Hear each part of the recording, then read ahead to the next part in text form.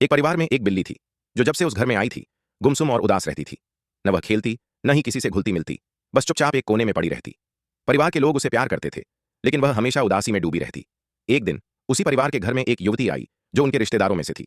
जैसे ही बिल्ली ने उसे देखा, उसकी आंखों में एक अलग सी चमक आ गई। वह तुरंत खुशी में अपनी पूंछ हिलाने लगी और दौड़कर युवती के पास चली गई।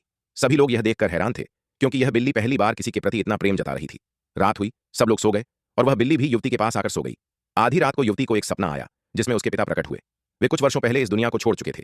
सपने में उसके पिता ने कहा, बेटी, जिस घर में तुम ठहरी हो, मैंने उनसे कर्ज लिया था। मैं उसे चुकाने से पहले ही इस दुनिया से चला गया और अब भी इस बंधन में फंसा हुआ हूं। मैंने इस घर में बिल्ली के रूप में जन्म लिया है ताकि इस कर्ज को चुका सकूं, लेकिन अब तुम मेरी मदद कर सकती हो। कृपया इस कर्ज को चुकाकर मुझे इस बंधन से मुक्त कर दो। सुबह उठते ही युवती ने परिवार के मुखिया से पूछा, क्या मेरे पिताजी ने आपसे कभी कोई कर्ज लिया था?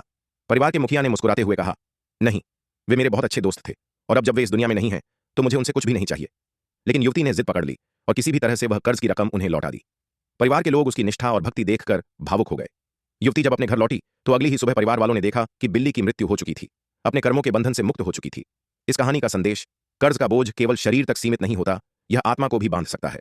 हमें अपनी जिम्मेदारियों को पूरा करके ही सच्ची मुक्ति मिल सकती है।